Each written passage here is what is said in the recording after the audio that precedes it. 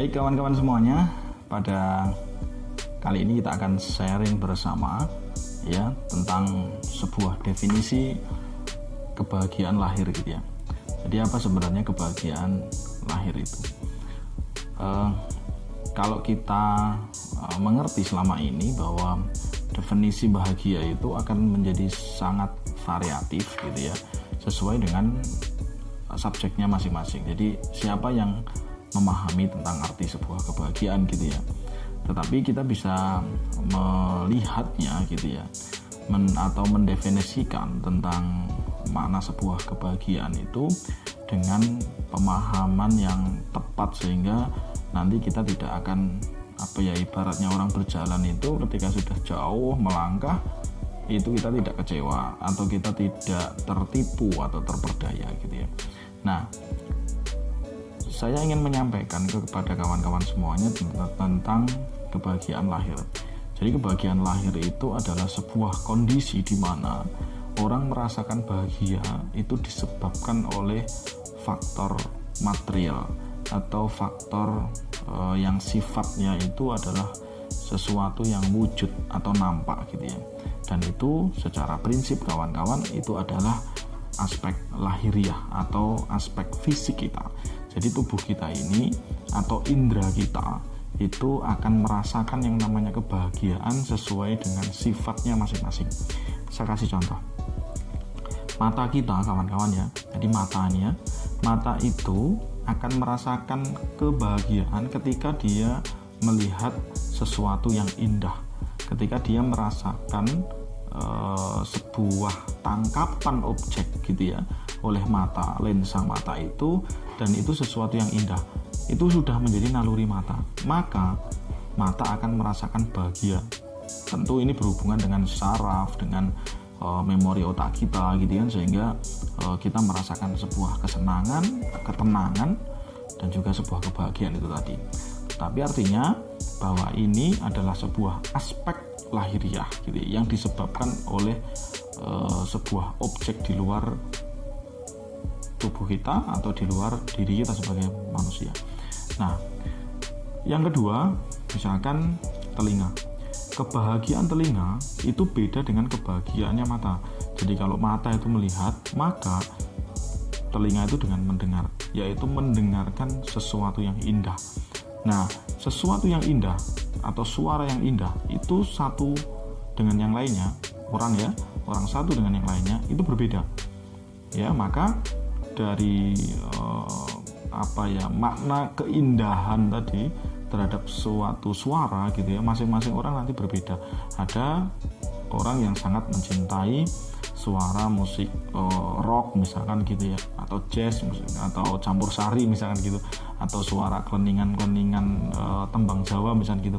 Satu sama lain itu berbeda, tetapi telinga itu akan merasakan sebuah keindahan ya, sebuah rasa di mana melalui suara yang indah itu tadi telinga merasakan kebahagiaan.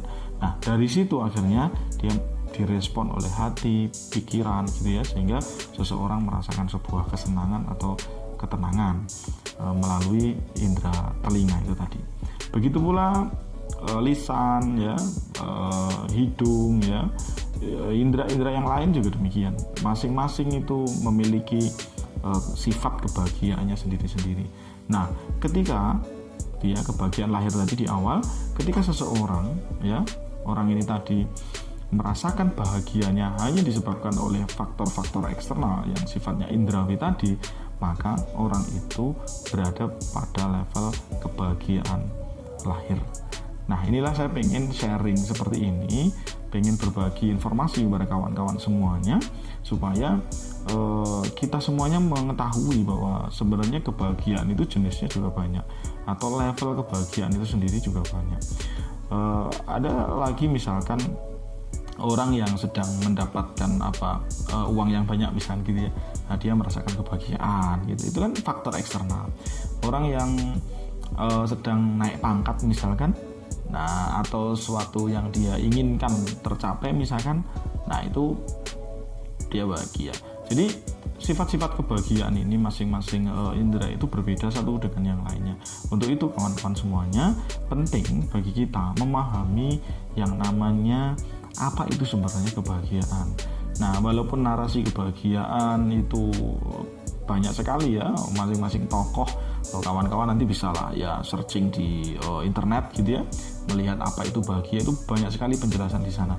Tapi saya ingin menyampaikan sebuah narasi lain gitu ya, tentang uraian apa itu sebenarnya kebahagiaan. Nah, nanti di video berikutnya kita akan kupas, akan kita sampaikan tentang makna kebahagiaan yang lain itu seperti apa. Misalkan contoh, ada kebahagiaan yang namanya kebahagiaan batin. Nah, itu apa sih sebenarnya kebahagiaan batin? Nah, itu nanti next video. Maka bagi kawan-kawan yang saat ini berada di channel saya ya, yang baru datang misalkan atau baru menemukan dan belum subscribe, silahkan subscribe dulu dan nyalakan loncengnya nanti untuk notifikasi video saya berikutnya.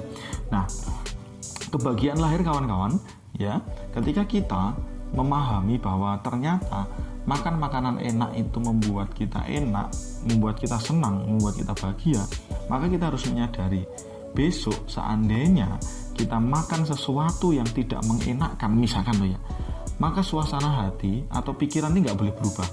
Kalau kita masih berubah itu misalkan gini, kalau hari ini misalkan kita makan sate itu enak misalkan gitu ya, dan besok kita hanya lauk sambal saja, sambal pelelek misalkan gitu ya, itu kok merasakan kurang enak. Nah, ini berarti si orang ini tadi hanya atau masih berada pada level kebahagiaan lahir. Karena nanti ketika dia sudah bisa naik ya, pemaknaan kebahagiaannya lebih dalam, nanti dia akan merasakan sesuatu yang sama antara sate dan juga sambal. Nah, ini nanti uraian seperti apa akan saya sampaikan di video berikutnya. Nah, kawan-kawan semuanya yang berbahagia gitu ya, jadi kita sebagai manusia ini adalah makhluk yang paling bahagia. Ketika kita misalkan pernah lah merasakan sedih, kecewa, marah, itu manusiawi, tidak apa-apa gitu ya, karena itu adalah sifat jiwa. Jadi sifat-sifat jiwa itu ya seperti itu gitu ya, marah, sedih, apalagi kecewa misalkan gitu ya, berharap, senang, cinta, rindu, ya itu adalah sifat-sifat jiwa, di mana satu sama lain dia akan terus berubah sesuai dengan keadaannya. Nah, maka tugas kita adalah bagaimana supaya bahagia ini konsisten di dalam diri kita, supaya bahagia ini senantiasa dia kerasan dalam diri kita. Nah, ketika bahagia itu kerasan, betah gitu ya, lama tinggal dalam diri kita, maka di situ sebenarnya dia memiliki sebuah kemampuan atau happiness skill, kemampuan untuk menciptakan kebahagiaan untuk dirinya sendiri. Nah, itulah PR kita sebenarnya kawan-kawan ya. Jadi hidup itu sebenarnya ya kita untuk pengabdian lah, untuk penghambaan gitu ya. Karena kita orang yang memiliki iman gitu ya, maka kita memiliki Tuhan, kita memiliki Allah, di mana kita harus menyembahnya gitu. Perkara aspek-aspek yang lain tadi, misalkan kepemilikan harta, jabatan yang tinggi, uang yang banyak, misalkan status sosial yang dihormati, fisik lah yang bagus, itu adalah aksesoris. Esensinya adalah di aspek keimanan itu tadi. Tubuh, kepemilikan materi yang sifatnya material ya kan, emosional misalkan, itu semuanya adalah komponen media pendorong kita untuk berbuat taat kepada Allah, untuk berbuat taat kepada Tuhan. Nah, maka tadi salah satu contoh penjelasan di kebahagiaan yang sifatnya lahiriah atau kebahagiaan lahir, itu harus kita pahami. Kalau kita bisa memahami kebahagiaan lahir ini dengan baik gitu ya, maka nanti kita akan bisa mendapatkan kehidupan yang nyaman, kehidupan yang santai, kehidupan yang tenang, kehidupan yang terus memiliki semangat, kehidupan yang ya seandainya kita pernah dalam kondisi down, itu kita segera bangkit, kita segera bisa excited gitu ya, untuk mencapai impian-impian kita yang lain, untuk mencapai prestasi-prestasi kita yang lain. Dan tentu itu adalah sebuah ikhtiar sebagai bentuk rasa syukur kita ya, kita sudah diberikan banyak nikmat oleh Allah ya, maka kita harus melakukan yang terbaik gitu ya. Nah, jadi itu penjelasan singkat ya tentang kebahagiaan lahir. Silahkan tulis di komen ya, misalkan ada respon, ada pertanyaan, ada sesuatu yang ingin didiskusikan, kawan-kawan bisa menuliskannya di komen. Terima kasih dan salam kebahagiaan.